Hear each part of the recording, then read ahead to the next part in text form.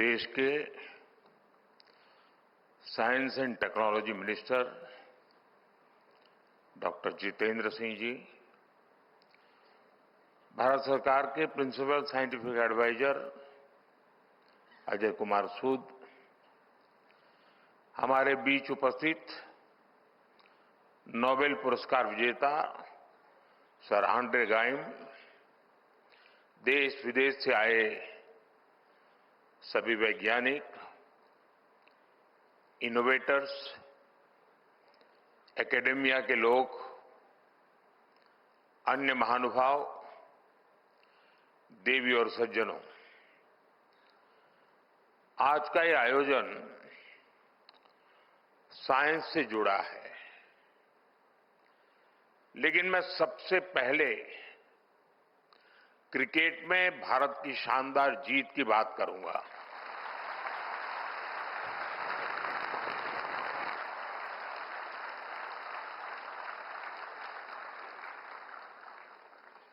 पूरा भारत अपनी cricket team की सफलता से बहुत खुश है।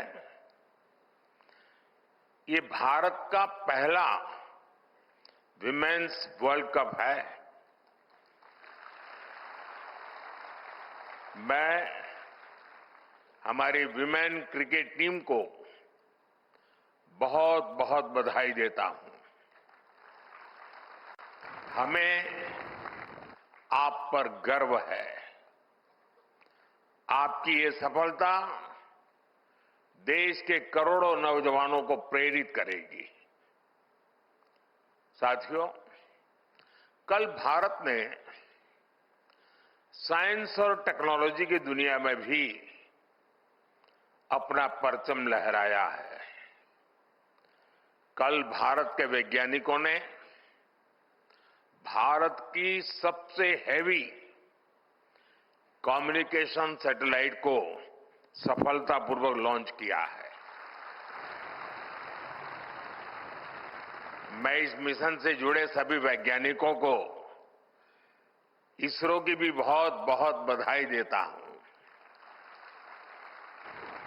साथियों, आज भी साइंस और टेक्नोलॉजी की दुनिया में बहुत बड़ा दिन है।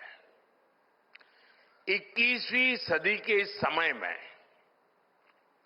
बहुत आवश्यकता थी कि इमर्जिंग साइंस, टेक्नोलॉजी और इनोवेशन पर मंथन के लिए दुनिया भर के एक्सपर्ट एक साथ जुटे और वो मिलकर के दिशा दिखाएं। इसी आवश्यकता ने एक विचार को जन्म दिया और इसी विचार से इस कॉन्क्लेव का विजन बना। मुझे खुशी है कि आज वो विजन इस कॉन्क्लेव के रूप में शेप ले रहा है। कई मंत्रालय, प्राइवेट सेक्टर, स्टार्टअप्स और स्टूडेंट्स इस प्रयास में एक साथ है। ये हमारे लिए सम्मान की बात है कि आज हमारे बीच एक नोबेल लॉरिएट भी मौजूद है। मैं आप सभी का बहुत बहुत अभिनंदन करता हूं। आपको इस कॉन्क्लेव के लिए अनेक अनेक शुभकामनाएं भी देता हूं। साथियों, 21st सेंचुरी का यह दौर सबसे अभूतपूर्व बदलावों का दौर है। आज ग्लोबल ऑर्डर में हम एक नए शिफ्ट को विटनेस कर रहे हैं। बदलाव की एक गति लीनियर नहीं बल्कि एक्सपोनेंशियल है। इस सोच के साथ आज भारत इमर्जिंग साइंस, टेक्नोलॉजी और इनोवेशन से जुड़े इन सभी एस्पेक्ट को आगे बढ़ा रहा है, उस पर निरंतर फोकस कर रहा है। अब जैसे एक उदाहरण है रिसर्च फंडिंग का। आप सब जय जवान जय किसान के विजन से लंबे अरसे से परिचित रहे हैं। रिसर्च और फोकस करते हुए हमने उसमें जय विज्ञान और जय अनुसंधान भी जोड़ा है। हमने अनुसंधान नेशनल रिसर्च फाउंडेशन बनाया है ताकि हमारी यूनिवर्सिटीज में रिसर्च और इनोवेशन को स्केल अप किया जा सके। इसके साथ साथ हमने रिसर्च डेवलपमेंट इनोवेशन स्कीम भी शुरू की है और इसके लिए 1,00,000 करोड़ रुपए की राशि तय की गई है।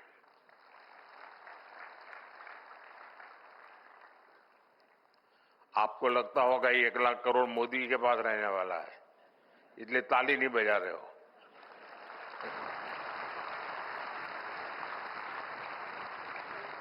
ये 1,00,000 करोड़ रुपया आपके लिए है, आपका सामर्थ्य बढ़ाने के लिए है, आपके लिए अवसर के नए द्वार खोलने के लिए है।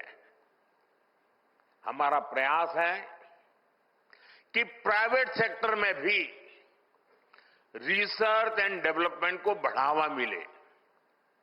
पहली बार हाई रिस्क और हाई इंपैक्ट प्रोजेक्ट के लिए कैपिटल भी उपलब्ध कराई जा रही है।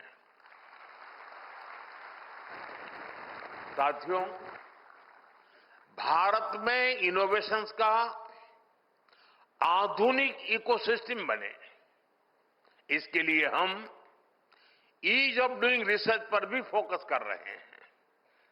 इस दिशा में हमारी सरकार ने फाइनेंशियल रूल्स और प्रोक्योरमेंट पॉलिसी में भी कई रिफॉर्म्स किए हैं। हमने रेगुलेशन, इंसेंटिव्स और सप्लाई चेन्स में भी रिफॉर्म्स किए हैं ताकि प्रोटोटाइप जल्दी से लैब से निकलकर मार्केट तक पहुंचे। साथियों, भारत को इनोवेशन हब बनाने के लिए पिछले कुछ वर्षों में जो नीतियां बनी, जो निर्णय हुए, उसका असर अब साफ साफ दिखाई दे रहा है। मैं आपके सामने बड़े संतोष के साथ कुछ आंकड़े रखना चाहता हूं। वैसे मैं स्वभाव से बहुत जल्दी संतोष मानने वाला व्यक्ति नहीं हूं, लेकिन ये संतोष मेरा बीते हुए कल के संदर्भ में है। आने वाले कल के संदर्भ में अभी मेरा संतोष तो बहुत बाकी है, हमें बहुत आगे जाना है। पिछले दशक में हमारा R&D एक्सपेंडिचर 2 गुना हुआ है। भारत में रजिस्टर किए गए पेटेंट्स की संख्या 17 गुना बढ़ी है। 17 टाइम्स का इंक्रीज। स्टार्टअप में भी भारत अब दुनिया का तीसरा सबसे बड़ा स्टार्टअप इकोसिस्टम बन गया है। हमारे 6,000 से अधिक डीप टेक स्टार्टअप्स आज क्लीन एनर्जी, एडवांस मटेरियल्स जैसे क्षेत्रों में काम कर रहे हैं। भारत का सेमीकंडक्टर सेक्टर भी अब उड़ान भर चुका है। बायो इकोनॉमी की बात करें तो 2014 में ये $10 बिलियन की थी। आज ये करीब $140 बिलियन तक पहुंच चुकी है। साथियों, पिछले कुछ वर्षों में हमने कई सनराइज डोमेन्स में भी कदम बढ़ाया है। Green hydrogen, quantum computing, deep sea research, critical minerals, इन सभी डोमेन्स में भारत ने अपनी प्रॉमिसिंग प्रेजेंस दर्ज करा दी है। साथियों, जब साइंस को स्केल मिलती है, जब इनोवेशन इंक्लूसिव बनती है और जब टेक्नोलॉजी ट्रांसफॉर्मेशन लाती है, तो बड़ी उपलब्धियों की नींव मजबूत होती है, तैयार हो जाती है। पिछले 10-11 वर्षों में भारत की यात्रा इसी विजन का उदाहरण है। भारत अब टेक्नोलॉजी का कंज्यूमर नहीं, बल्कि टेक्नोलॉजी के लिए जरिए ट्रांसफॉर्मेशन का पायोनियर बन चुका है। कोविड के दौरान हमने रिकॉर्ड समय में स्वदेशी वैक्सीन विकसित की। हमने दुनिया का सबसे बड़ा वैक्सीनेशन प्रोग्राम चलाया।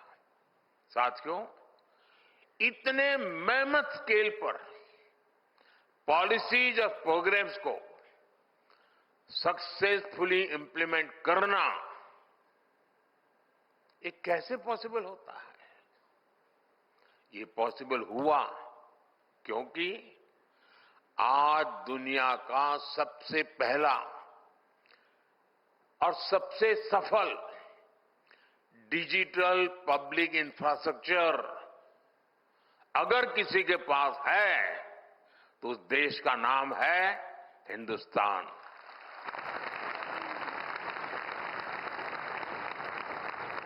हमने 2 लाख ग्राम पंचायतों को ऑप्टिकल फाइबर से जोड़ा है। मोबाइल डेटा को डेमोक्रेटाइज किया है। साथियों, बीते वर्षों में अगर हमारा स्पेस प्रोग्राम चांद और मंगल तक पहुंचा, तो साथ ही हमने अपने किसानों, मछुआरों को स्पेस साइंस के लाभ से भी जोड़ा। और निश्चित तौर पर इन सभी उपलब्धियों के पीछे आप सबका योगदान है। साथियों, इनोवेशन जब इंक्लूसिव होती है, तो उसके एक प्रमुख बेनिफिशियरी ही उसके लीडर्स भी बन जाते हैं। भारत की महिलाएं इसका सबसे बड़ा उदाहरण है। आप देखिए, दुनिया में जब भारत के स्पेस मिशंस की बात होती है, तो उसमें इंडियन विमेन साइंटिस्ट की चर्चा बहुत ज्यादा होती है। पेटेंट फाइलिंग में भी भारत में महिलाओं द्वारा सालाना फील्ड पेटेंट्स की संख्या एक दशक पहले 100 से भी कम थी। अब ये सालाना 5000 से भी ज्यादा तक पहुंच गई है। स्टेम एजुकेशन में भी महिलाओं का शेयर करीब 43% है, जो कि ग्लोबल एवरेज से भी ज्यादा है। मैं दुनिया के एक विकसित देश में उनके साइंस एंड टेक्नोलॉजी मिनिस्टर के साथ लिफ्ट में ऊपर जा रहा था, तो लिफ्ट में उनसे बातें हुई तो उन्होंने मुझे पूछा कि भारत में लड़कियां क्या साइंस और टेक्नोलॉजी जैसे विषयों में जाती है क्या? यानी ये उनके मन में बड़ा अजूबा था। जब मैंने इनको कहा कि मेरे देश में इतना नंबर होता है, तो वो चौंक गए थे। ये भारत की बेटियों ने करके दिखाया है। और आज भी मैं यहां देख रहा हूं कितनी बड़ी तादाद में हमारी बेटियां हैं, बहनें हैं।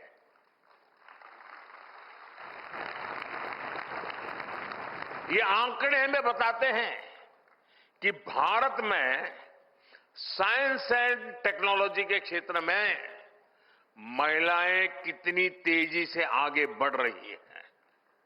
साथियों, इतिहास में कुछ क्षण ऐसे आते हैं जिनसे कई पीढ़ियों को मोटिवेशन मिलता है। कुछ साल पहले हमारे बच्चों ने चंद्रयान का सफर देखा, उसकी सफलता भी देखी और सफलता साइंस के प्रति जबरदस्त तरीके से उनको आकर्षित करने के लिए कारण आई, अवसर बन गई और उन्हें असफलता और सफलता दोनों को देखा था। हाल में ग्रुप कैप्टन शुभांशु शुक्ला की स्पेस स्टेशन की यात्रा ने बच्चों में एक नई उत्सुकता पैदा की है। हमें नई पीढ़ी में पैदा हुई जिज्ञासा का लाभ उठाना चाहिए। साथियों, हम जितने ज्यादा ब्राइट यंगस्टर्स को साइंस, टेक्नोलॉजी और इनोवेशन की दिशा में ले जा सके, उतना ही बेहतर होगा। इसी सोच के साथ देश भर में लगभग 10,000 अटल टिंकरिंग लैब बनाई गई हैं। इनमें 1 करोड़ से ज्यादा बच्चे क्यूरियोसिटी और क्रिएटिविटी के साथ एक्सपेरिमेंट कर रहे हैं। और आपको ये जानकर खुशी होगी कि इन लैब्स की सफलता को देखते हुए हम 25,000 नई अटल टिंकरिंग लैब भी बनाने जा रहे हैं। पिछले कुछ वर्षों में देश में सैकड़ों नई यूनिवर्सिटी बनाई गई हैं। 7 नई आईआईटीज और 16 ट्रिपल आईआईटी की अभी बनी चुकी है।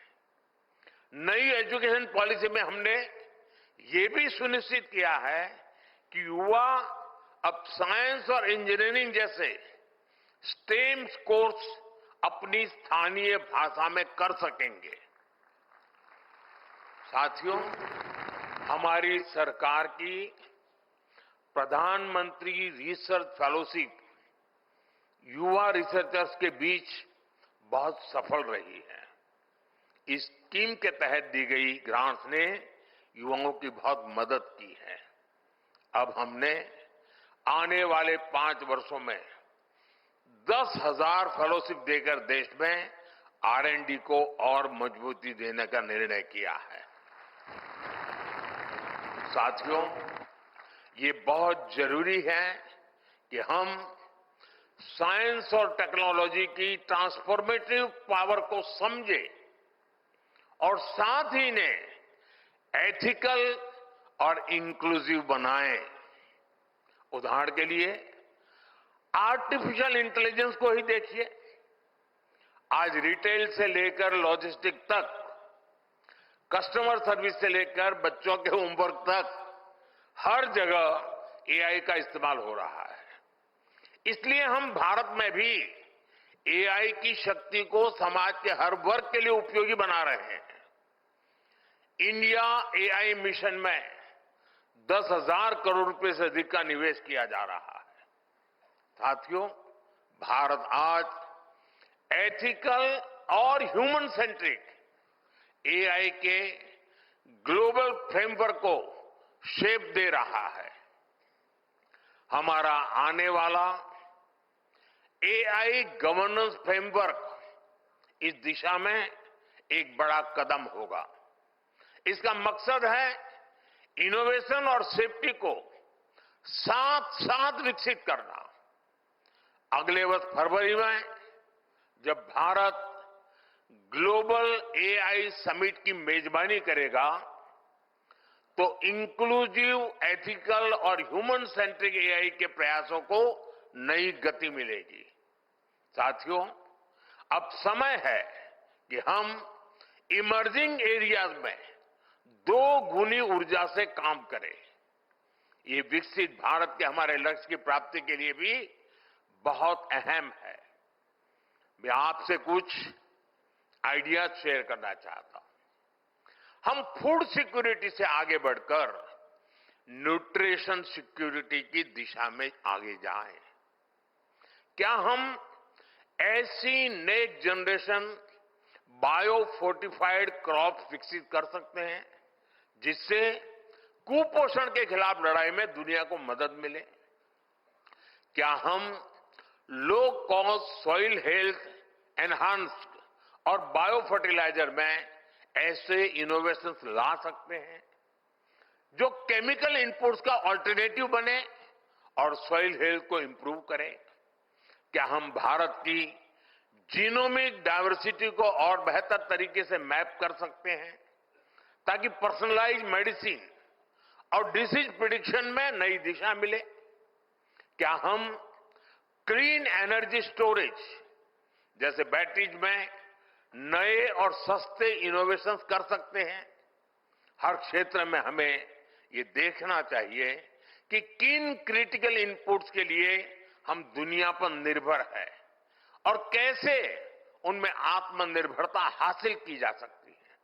साथियों, मुझे विश्वास है कि आप सभी साइंस और टेक्नोलॉजी की दुनिया से जुड़े लोग इन सवालों से भी आगे जाकर नई संभावनाएं खोजेंगे।